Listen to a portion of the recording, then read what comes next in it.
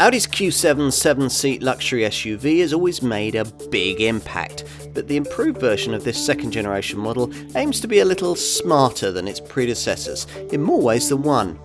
The Ingolstadt brand has not only sharpened the styling but also introduced efficient mild hybrid and plug-in hybrid technology, standardised air suspension and installed one of the classiest cabins in the segment.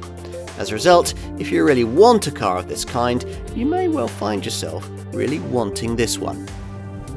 Audi is offering its latest 48-volt mild hybrid engine technology with the revised version of this second generation Q7.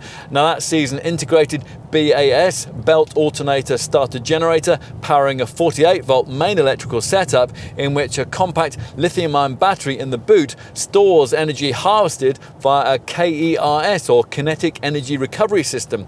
That additional electricity might be used either to boost the engine when you're accelerating or to restart it when the stop-start system kicks in at low speeds. The technology is seamless and it now features right across the range, which kicks off with two 3-litre V6 TDI options, either the base 45 TDI variant, which has 231 PS, or the 50 TDI power plant, which we're trying here, which offers 286 PS. This engine is one of Audi's best. It's creamy smooth, it's superbly refined, and it's generously torquey, equipped with 600 Nm of pulling power, and it's capable of up to 33.2 mpg on the WLTP combined cycle and 180 grams per kilometre of NEDC rated CO2. If you want more power from a black pump fuel version of this SUV, then there's an SQ7 TDI derivative, which uses a 4-litre V8 diesel with 435 PS and a thumping 900 Nm of torque. The brand can also offer a 3-litre V6 petrol engine used in 340 PS form in the 55 TFSI, but more proactively in two plug-in variants which pair it with an electric motor, which is in turn powered by a 17.3 kWh lithium-ion battery. One of these variants, the 55 TFSI E model, offers a combined system output of 380 PS, while the other, the 60 TFSI E competition derivative, well, that features a gutsier 94 kilowatt version of the electric motor, which helps push total output up to 455 PS. TFSI E variant owners should find that when their cars are fully charged, around 26 miles of all-electric driving range is possible. Whatever Q7 you choose, you'll find that, as before, this isn't a large SUV that particularly likes to be hurried, but there is plenty of cornering traction. That's courtesy of torque vectoring and quattro 4-wheel drive, plus a 4-wheel steering setup adds extra manoeuvrability to the top Vorsprung spec models. Adaptive air suspension is now standard across the range, and that helps you to cruise over tarmac tears and speed humps. Plus, it lowers the car at highway speeds, and it can be raised for the greater degrees of off-road prowess that you'll probably never need. This second generation Q7 has always been less showy about its size than its predecessor, with sharp shoulder lines and sculpted lower side blades attempting to subtly disguise its still prodigious bulk. With this improved model, there's still more to distract your attention thanks to a package of stylistic Q model hallmark features, mainly borrowed from this car's sportier showroom stablemate, the Q8. Primarily, that means the adoption of this large octagon-shaped single-frame grille with its 6 upright slats. There are changes at the rear too, where a chrome strip carries forward the horizontal bodyline and creates a visual connection between the glistening LED rear lights with their technical-looking graphics. Time to take a look inside. Inside, it's all very different to anything a Q7 driver will have experienced before, thanks to Audi's so-called luxury lounge cabin architecture. Now, you're going to need to like screens because this gloss black panelled layout incorporates no fewer than 3 of them. The 2 you'll notice first, they power up as soon as the door's opened, and they dominate the upper and lower parts of the shiny centre stack here.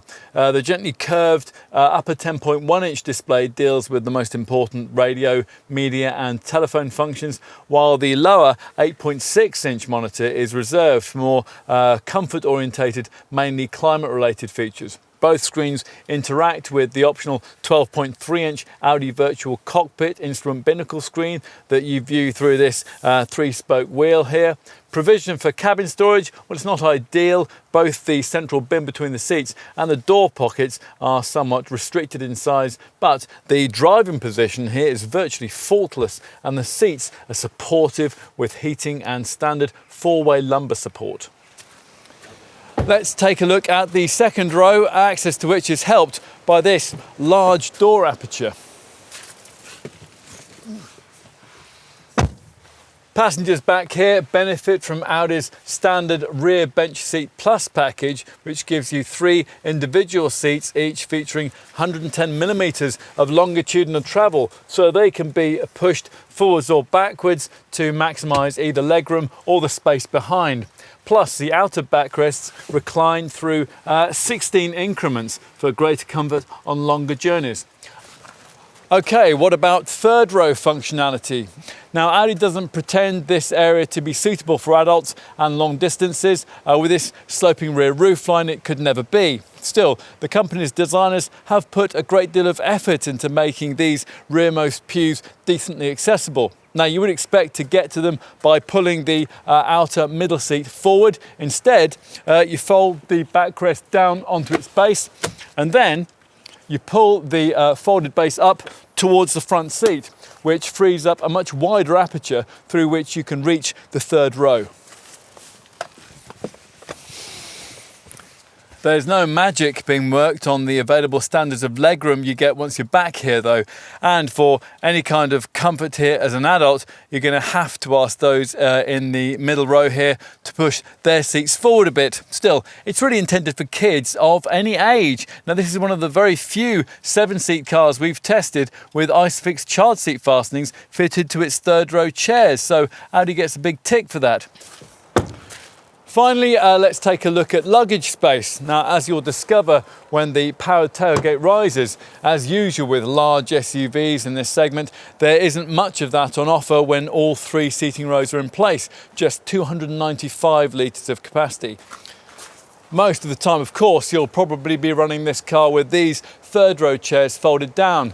Buttons are provided for the retraction process, both in the cargo area and on each side of the car behind the second row. Once everything's flat, there's a lot of room to play with, 770 litres to be exact in the standard models. Otherwise, getting more room means folding the middle row. The backrest falls in a 35-30-35 split, so if you have a long item to push through, say a set of skis, you may merely need to flatten the centre section. Lower everything and as much as 1,955 litres of fresh air can be created in a standard variant. In summary, a significant package of updates has enabled this Q7 to continue to compete on equal terms with much newer designs in this segment, and that is no mean achievement. Potential buyers will be attracted not only by this SUV's cool, classy feel, but also by strong residuals which deliver overall running costs which remain very competitive. Other competitors might be glitzier, but this Ingolstadt contender remains an all-round proposition that's very difficult to beat and very Vorsprung durch Technik.